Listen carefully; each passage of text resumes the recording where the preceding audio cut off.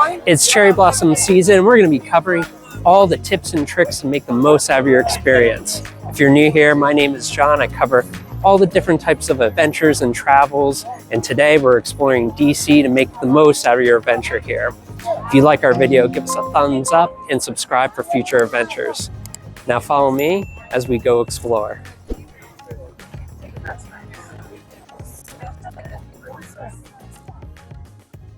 When the cherry blooms come, it brings all the people, the festival. So let's talk about logistics.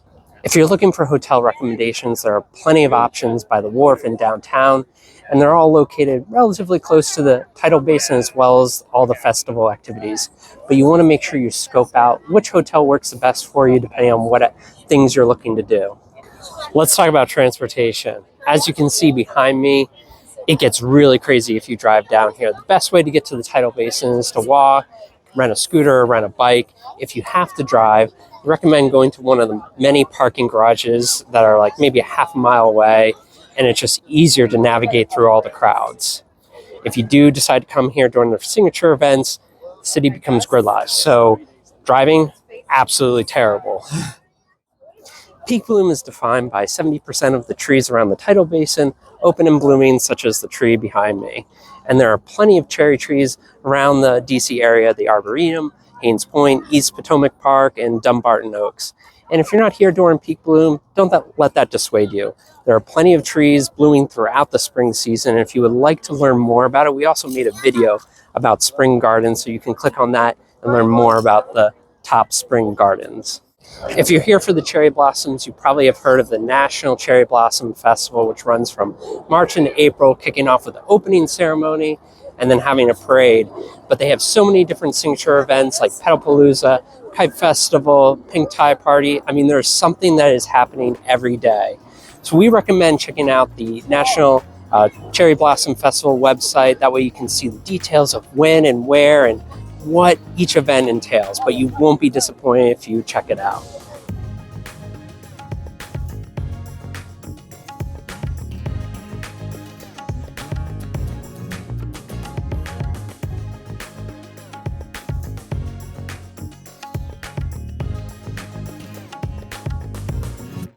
One of the best ways to view the cherry blossoms from the Tidal Basin is to rent a pedal boat. That way you get 360-degree view of all the blossoms.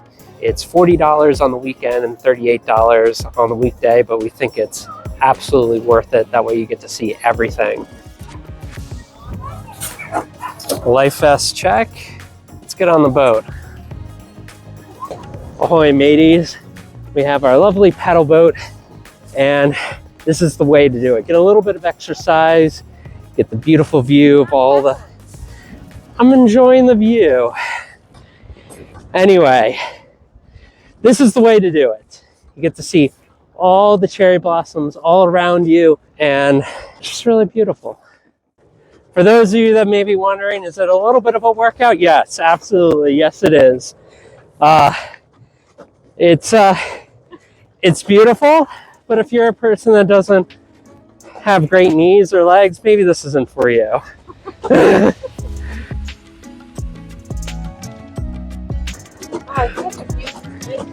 It is a beautiful day.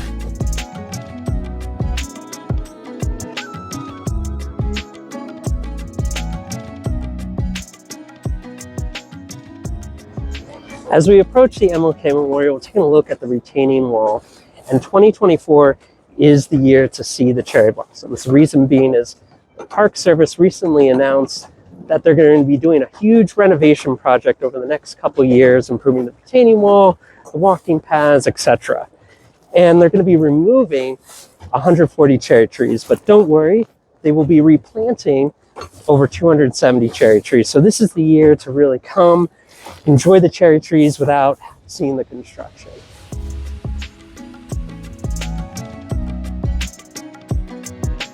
What a beautiful way to enjoy the MLK Memorial.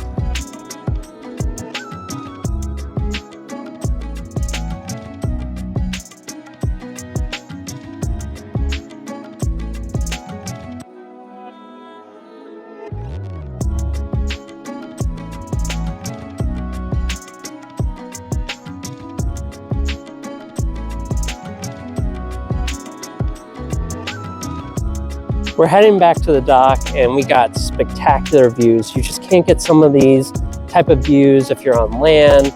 And I think we put this on our must do. As long as you're up for the exercise, don't mind a little bit of sun and getting a nice tan, you got to try it out. Food is a must do in DC no matter what time of year that you come here. But obviously, if you go to see the cherry blossoms in the Tidal Basin, there's food trucks, restaurants in the museum, a lot of different options. But if you want to escape the crowds, we recommend coming to the Wharf. It's right by the water, and one of our favorite cafes is located here. So we're headed that way. Let's go. We made it to Bistro Du Jour, and obviously has a French cafe vibe.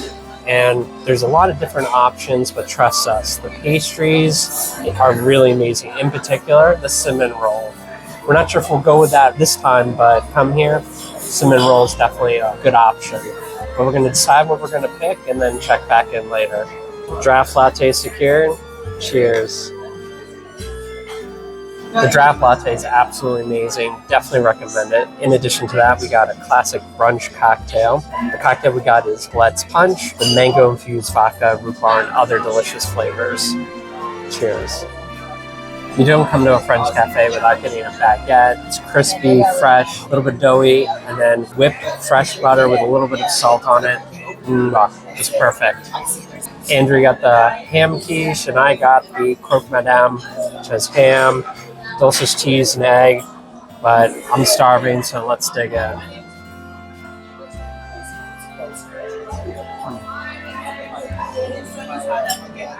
And just melts in your mouth. I think my favorite part is the cheese, the Gruyere cheese that they have on it. Just really delicious. As expected, everything was delicious. Can't go wrong with any choice. Of course, they have dessert items, but we were stuffed. But you can come here for anything. There's no bad option. DC is filled with museums and institutions, and one of the places that we're about to go see is the Artchouse DC, which is filled with exhibits, rotating exhibits that incorporate art and technology. So we're super excited to see the interactive exhibits, so let's follow me as we go inside.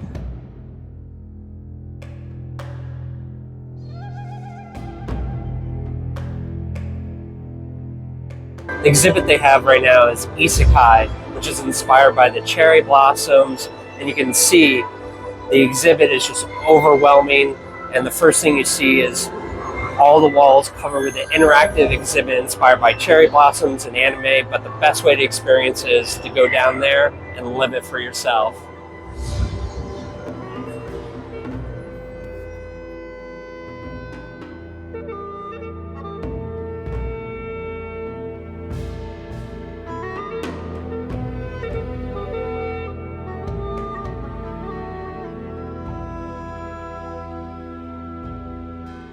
For those people that get a little motion sickness, this may not be the exhibit for you.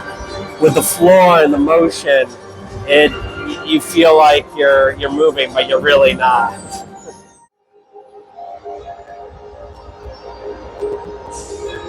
It's really amazing. I mean, you feel like you're flying through the city with petals and blooms. They have 122 million pixels, and you can definitely see the quality and the sharpness of the image. As you can see from the exhibit, Isekai Blooming World Parallels draws its inspiration from anime and manga, and since some of the trees were donated from Japan by the Tidal Basin, you can see it's fitting for the influence. Now we saw some exhibits that are a little bit more interactive, so we're going to check some of those out and look at the first one. Flowers as I walk, basically they're generated with each step. So this one's really cool. I'm like, comic book. Ooh, I even have like light coming out, maybe like a power, like a star. Ooh. But there we go. Wow. I feel like I'm in an anime comic book right now. So for this manga,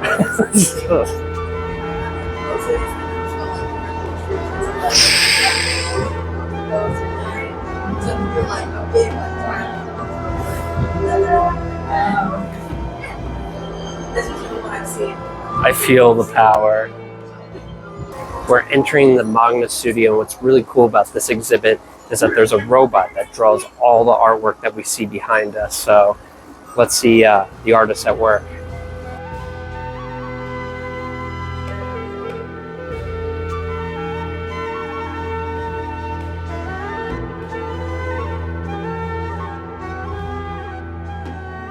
We found a karaoke kind of environment, but it's actually like a game.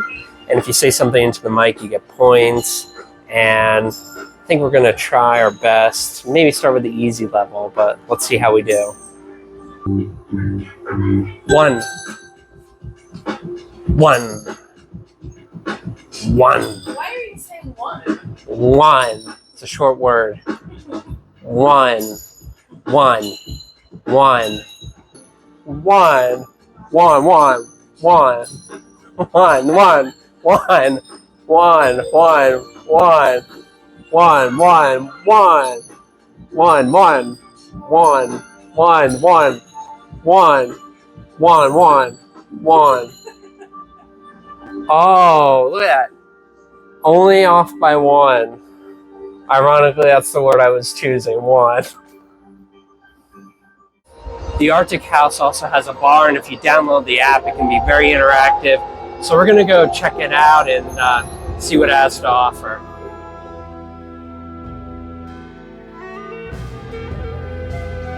We ordered our drinks, and what's really cool are the screens behind the bartender, and they actually create anime characters out of the people that are at the bar and the bartender as well.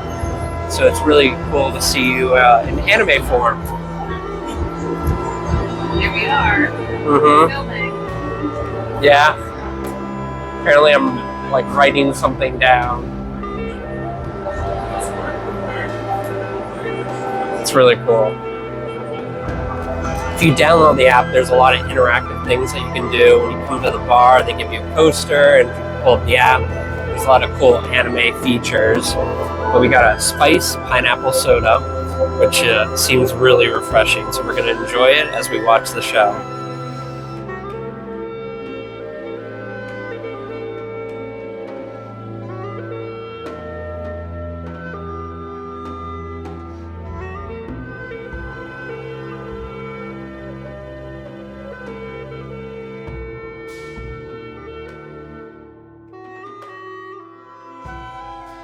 The Arctic House was amazing. This is our inaugural location. They have a few locations outside the DC area, but all the exhibits here are really interactive.